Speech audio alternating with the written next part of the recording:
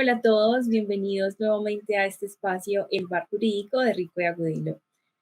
En esta ocasión, quiero presentar a esos invitados. Cambiamos nuestra temática debido a que uno de ellos se encuentra fuera de la ciudad. Entonces, como para poderle dar un dinamismo diferente a lo que estamos haciendo, decidimos hoy hacerlo virtual. Como siempre, me acompaña el doctor Luis Eduardo Agudelo. Doctor Luis Eduardo, ¿cómo está? Muy buenas tardes, doctora Carol. También me acompaña el doctor Javier Alejandro, quien fue docente mío y lo admiro muchísimo. Doctor Javier, ¿cómo está? ¿Cómo están? Muy buenas tardes para ti, Carol. Qué gusto verte de nuevo, doctor Luis Eduardo, y a todos los asistentes. Y nos encontramos con don Pedro. La razón de ser del episodio de hoy es don Pedro. Muy buenas tardes. Muchas gracias por esta invitación. Nosotros en diferentes ocasiones hemos tratado cuál ha sido o cuál es la problemática actual respecto a la perspectiva de género, ¿cierto? Cómo ha limitado o cómo ha flexibilizado procesalmente, cómo ha limitado ciertas normas, ciertos derechos. Entonces, hoy lo queremos hablar con todos ustedes, ya en un caso en concreto, que es el caso de don Pedro. Don Pedro, entonces, nos gustaría escucharlo. Este es su espacio para que se exprese, así que cuéntenos. Bueno, pues otra vez mil gracias por invitarme aquí a contar mi caso. De alguna manera, pues yo me separo y queda un hijo en común con mi expareja. Yo soy arquitecto, pero ella es abogada. Al cabo de un rato, ella se indispone conmigo, se lleva a nuestro hijo en común a vivir de Bogotá, donde yo vivo, a Medellín. Y pues yo empiezo a sentir a mi hijo que está mal, a ver que hay alienación maternal, a ver que mi hijo psicológicamente no estaba bien. Me bloquean, me impiden llamadas y estar en contacto con mi hijo. Y yo ya pues llega un momento en donde pido apoyo en la comisaría de familia, en una de las comisarías de familia de Medellín, no vamos a hablar de cuál. Y lo que ocurre ahí es que me reciben la queja por alienación maternal y por las otras cosas que yo decía, pero la madre, que además es abogada, me pone una contrademanda en la cual pone a mi hijo a decir que los juegos que hacía conmigo eran tan rudos que podían llevarlo al hospital y a la muerte. Y a mí me acusa de mostrarle pornografía al niño. Afortunadamente todo eso quedó totalmente desmentido con todo tipo de testimonios. Un proceso durísimo. Esta dama en sus alegatos finales, mis alegatos finales casi que coincidieron con los de la comisaria, o sea, una propuesta, o sea, yo hice una propuesta tan ecuánime que creo que en un 90% coincidía con lo que propuso la comisaria de manejo del tema. En cambio, ella hace un escrito como de 50 hojas en donde me califica por lo menos 100 veces diferentes de violento. O sea, repasó toda la ley 1257. Era una cosa ya tan desmedida que la misma comisaria hizo alguna referencia al caso y un comportamiento realmente muy, muy fuerte. Esta dama apela, tutela, impugna la tutela, vuelve a presentarlo a comisaría, vuelve a apelar.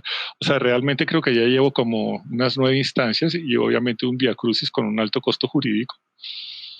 Y yo me pongo a mirar un poco, oiga, ¿qué es lo que está pasando acá? Al final de todo este proceso en la comisaría de familia, ¿qué es lo que pasa? Que, claro, como ella habla del interés superior del niño que está siendo vulnerado de violencia sexual, pues obviamente invocó un montón de protocolos y todos los recursos del proceso se dedicaron a esos protocolos, a las falsas acusaciones de la madre, que ya están demostradas que son falsas, ¿no?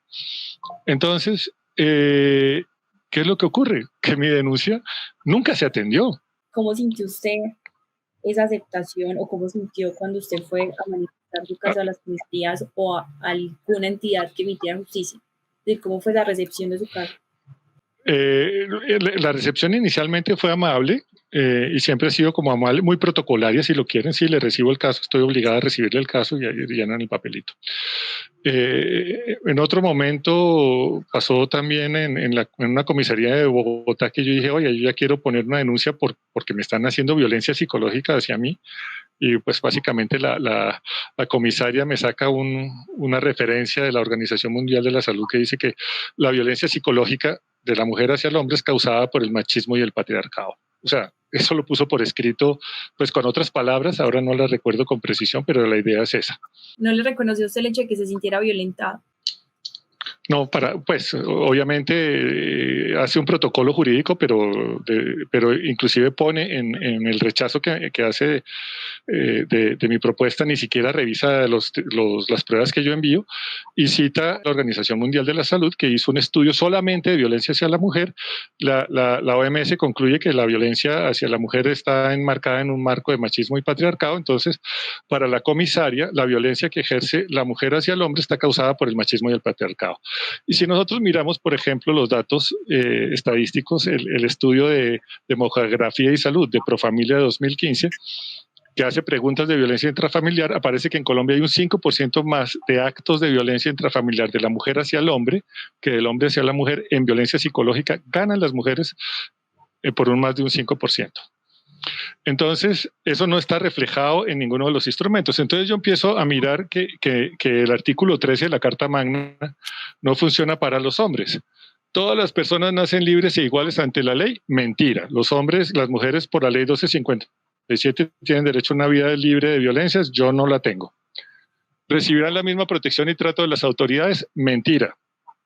No, por ejemplo, Claudia López se gastó en ese periodo 400.000 millones de pesos en desequilibrar la balanza en favor de la mujer en las comisarías de familia y la violencia.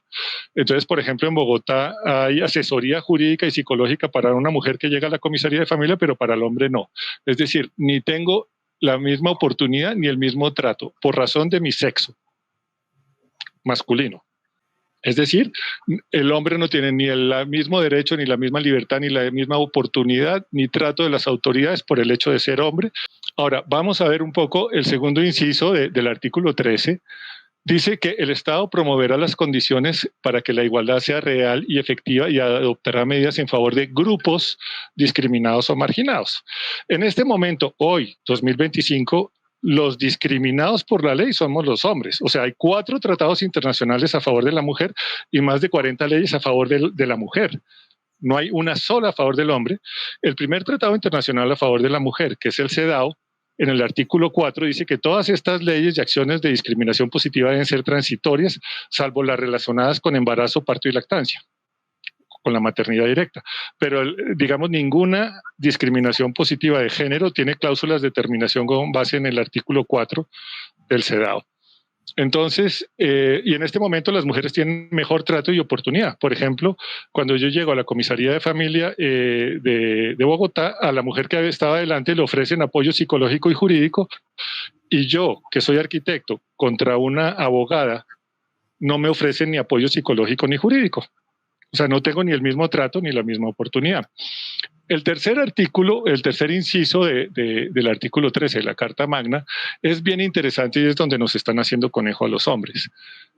El Estado protegerá especialmente a aquellas personas, y subrayo personas, que por su condición económica, física o mental se encuentren en circunstancia de debilidad manifiesta. La palabra manifiesta también creo que es importante en términos jurídicos. Entonces, la protección especial que debe dar el Estado no es a la mujer por su género, porque ahí estaríamos hablando del grupo. La protección especial se le da a personas, y a mí me trataron como no persona en todas las comisarías de familia. Por ejemplo, cuando yo digo que estoy siendo afectado por violencia psicológica, estoy manifestando que tengo una debilidad mental.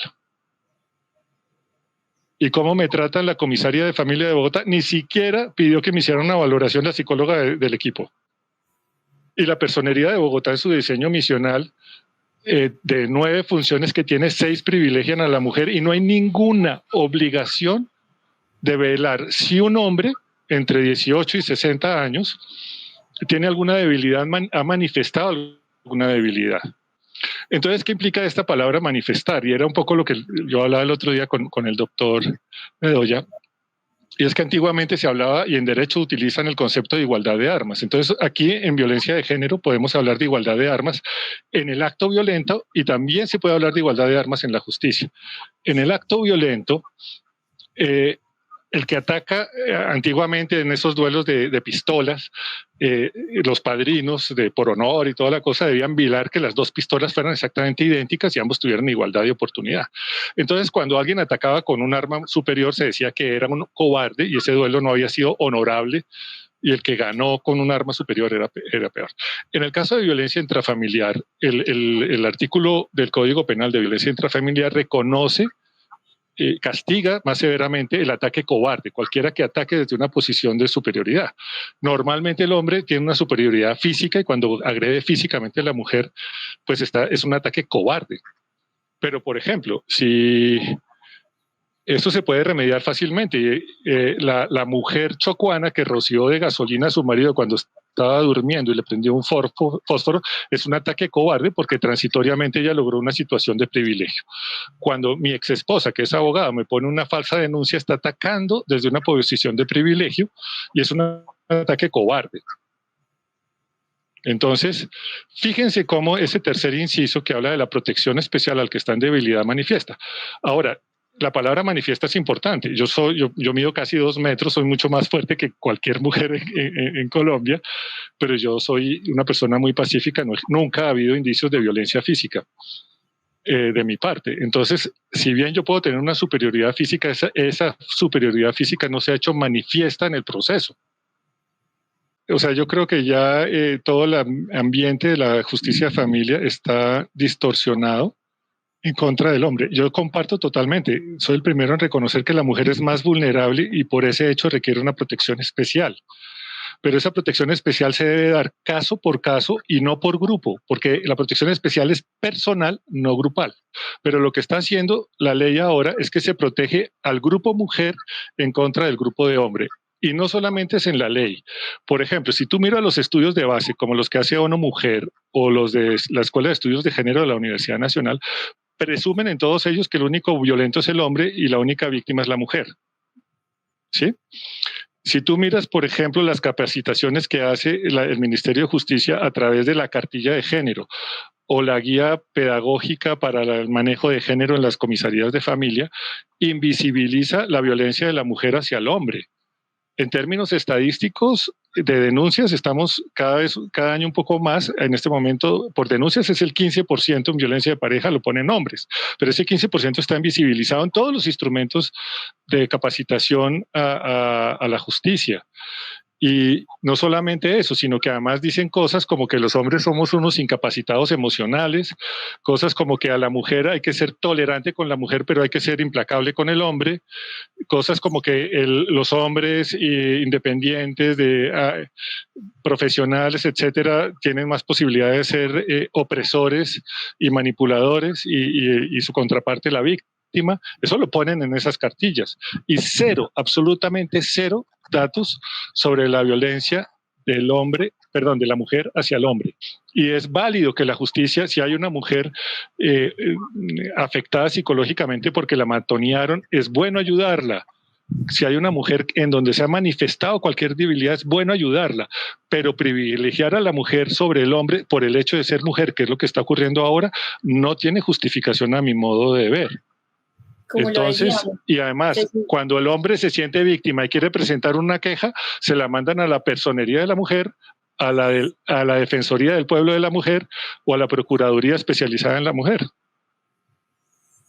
Eso es lo que está pasando ahora. No hay un solo ente de control que esté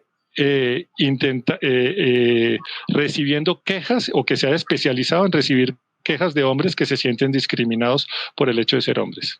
Sí, claro, esa discriminación por el hecho de ser hombre se viene dando actualmente. Me corrigen acá los doctores, pero ¿en qué caso una discriminación por el hecho de ser hombre? Vamos a partir del hecho que decía Carol ahora, que y siendo un poquito el abogado del diablo, ¿cierto?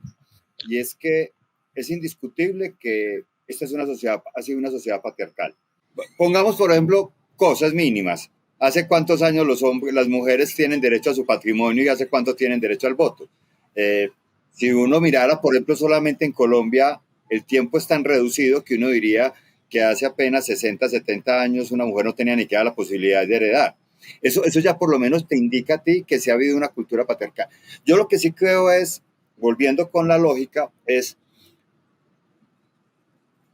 que hay que acabar también el prejuicio, porque yo creo que en la cultura, en el relacionamiento de hombres y mujeres y de los hombres hacia las mujeres, está enmarcado también en algunos prejuicios que tendríamos que eliminar. Prejuicios del hombre hacia la mujer, incluso de la mujer hacia la misma mujer o hacia el mismo hombre. ¿Cómo evitar que esos prejuicios, que creo que es lo que se pretende combatir desde la misma norma jurídica o desde la misma postura social en el relacionamiento de hombres y mujeres, ese prejuicio que puede existir de hombre hacia la mujer o hacia la mujer, no se convierta también en un prejuicio a la inversa, ¿cierto? Cuando digo un prejuicio a la inversa es que pasamos de un prejuicio que está enmarcado en los hombres a partir de un problema cultural en el cual se mira a la mujer de pronto como la parte común, se le discrimina realmente, incluso simbólicamente. ¿Cómo podemos evitar pasar a un prejuicio contrario? Y cuando hablo del prejuicio contrario es al prejuicio de que en todo caso siempre estará la mujer vulnerada. No sé si me hago entender. Y ahí es donde a mí me interesa, y le pregunto a usted, porque sé que usted es un especialista en el tema, sobre lo que hablamos de las masculinidades. No sé si me hago entender. Quiero decir, culturalmente ha habido un relacionamiento, en mi opinión, lo digo con respeto, por lo menos históricamente, donde ha habido un maltrato generalizado del hombre hacia la mujer. Sin embargo, veo que la forma como se está evitando acabar con eso nos ha conducido a un prejuicio peor. Y es al prejuicio de que entonces ya partimos de que siempre un hombre, y sobre todo cuando lleva al estrado judicial, termina siendo el malo, ¿cierto? Que es un prejuicio contrario.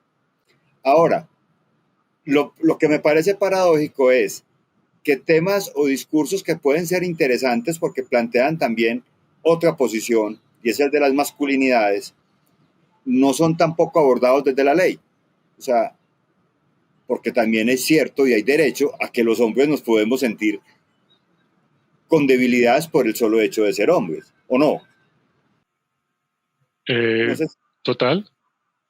O sea, es que la debilidad, por ejemplo, puede ser en un tiempo corto. O sea, el artículo de la Constitución están entendiendo que si uno tiene una debilidad mental tiene que tener un carnet que dice que uno tiene algún tipo de disminución cognitiva.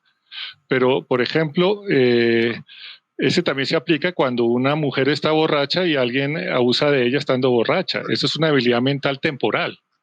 Entonces, si yo estoy afectado psicológicamente y tengo unos episodios de ansiedad y depresión por cuenta de las falsas denuncias, así no tenga un carnet que diga que yo tengo una discapacidad cognitiva, yo estoy en debilidad mental.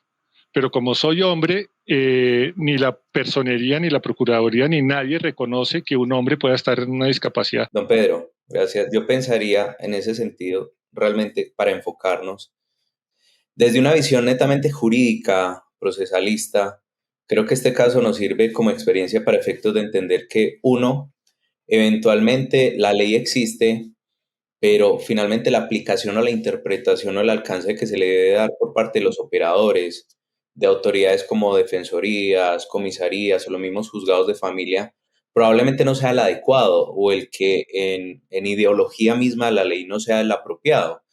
Y creo que es un caso maravilloso en términos de entender que si bien hay que exaltar, reivindicar los derechos de las mujeres, pues el derecho o el sistema de administración de justicia no puede ser malversado en términos de una utilización inapropiada o inadecuada.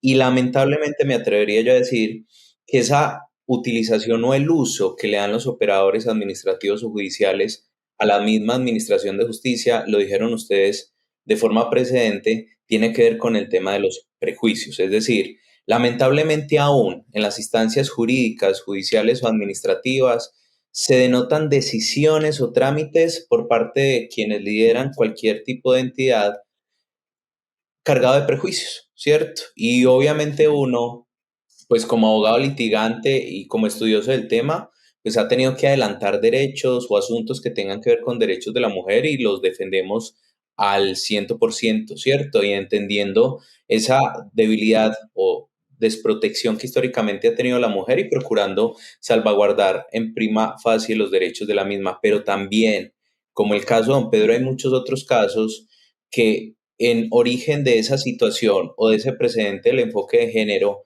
que es un enfoque de género guiado hacia la mujer y hay que ser muy precisos en eso, que no está mal, solo que tampoco se le puede permitir un desequilibrio jurídico, procesal y siquiera humano al hombre, como en el caso que nos plantea don Pedro, cuando llega una queja ante una comisaría por el simple hecho de ser hombre, no le otorgan las mismas posibilidades o beneficios que una mujer.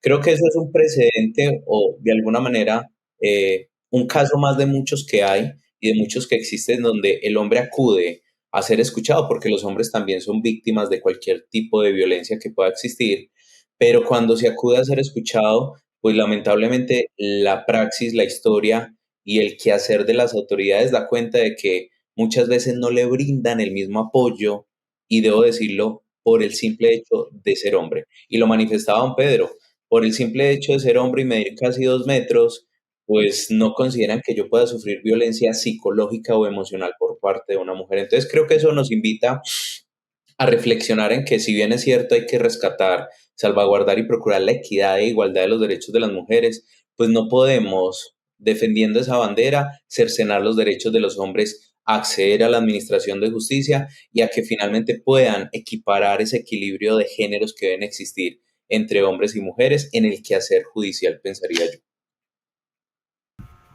Doctor, muy bello eso lo que dice, porque al final es como si nos viéramos o si cada vez generáramos una brecha más grande por la diferencia de géneros, pero a veces se nos olvida que somos personas y somos personas que ambos tenemos sentimientos, ambos tenemos procesos y ambos podemos ser víctimas o estar en posiciones de vulnerabilidad. Pero el llamado es que la justicia es la que no debe generar esta brecha y la que nos debe seguir viendo como personas. Como decía don Pedro al explicar el artículo de la Constitución, el artículo está diseñado es para las personas, no para géneros ni para grupos. Alguna vez haciendo un análisis, o me decía algo, un análisis más que jurídico sociológico, me decía algo. Mire, en todas las sociedades hay situaciones de discriminación, ¿cierto? Y la reivindicación lo que pretende es tratar de buscar eliminar esos niveles de desigualdad material que hay en una sociedad. Entonces me decía, en todas las sociedades podemos encontrar grupos que están, perdónenme la expresión, así. Y lo que buscamos es que algún día estén así. Entonces me decía ella, pero socialmente muchas veces inclinamos así para que en un futuro nos quedemos así.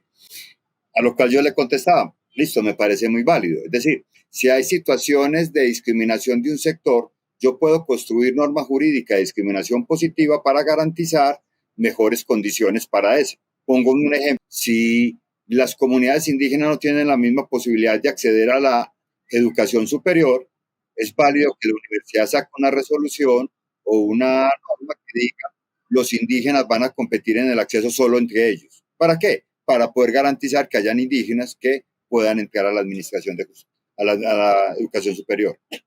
Eso no es discutible.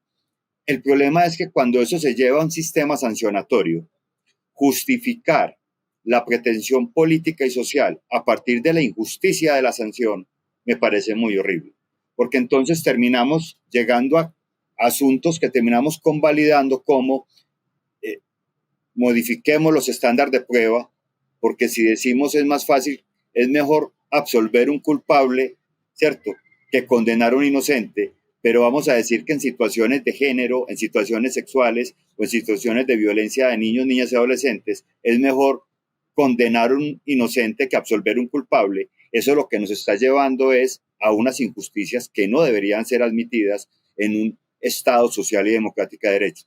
No sé si me hago entender. Por eso hago tanto hincapié en lo de los prejuicios, porque los prejuicios sí existen, pero el problema es que cuando empezamos a meter, como decía Gabriel García Márquez, una idea preconcebida en la realidad, así no quepa en ella, llegamos a cometer unos actos de injusticia supremamente fuertes, todo bajo la pretensión política de que debemos garantizar una paridad que por sí no va a ser el escenario para lograrlo, ¿cierto? El escenario jurídico, en este caso, el sistema sancionatorio, sea llámese penal, llámese administrativo, no necesariamente es el escenario ideal para lograr esa igualdad de género que pretendemos se comparte, se realice. Entonces, eso es un poco lo que yo he vivido. Y fíjese cómo la exageración, usted hablaba de que es válido, como los indígenas son una comunidad de alguna forma discriminada y marginada, pueden invocar el artículo 13, la excepción para grupos, para tener una educación valiosísimo. Y digamos, vuelvo otra vez, se está reemplazando la presunción hembrista de que el hombre siempre es el opresor en reemplazo de hacer un análisis de las pruebas, porque es mucho más cómodo para el administrador de justicia ligarse con la moda del tiempo que realmente analizar lo que dicen las pruebas. Entonces, pues, las falsas denuncias están entrando mucho más de la cuenta. Sí, o sea, la sensación que yo tengo es que para eliminar un prejuicio oculto que se encuentra en la sociedad, que yo creo que sí es de carácter machista, hemos entrado a positivizar prejuicios dentro del sistema judicial que no deberían ser tampoco válidos. ¿Sí me hago entender? Por ejemplo, las mujeres no siempre dicen la verdad. ¿En qué momento vamos a llegar a colocar una máxima legal que dice que las mujeres siempre dicen la verdad? Partiendo del supuesto de que en la sociedad los hombres golpean más a las mujeres que las mujeres a los hombres. Pero yo no puedo incluir un prejuicio como ese dentro de un sistema judicial porque necesariamente me va a conducir, primero, a acabar con un sistema racional de la prueba y segundo, me va a conducir a injusticias. Esa es la pretensión que dentro del jurídico. Esos prejuicios están en la cartilla género del Ministerio de Justicia y están en la cartilla en la guía pedagógica para comisarías de familia en temas de género. Esos prejuicios en contra del hombre los encuentran en esos dos documentos. Muy interesante. Bueno, con cero análisis de la violencia de la mujer hacia el hombre.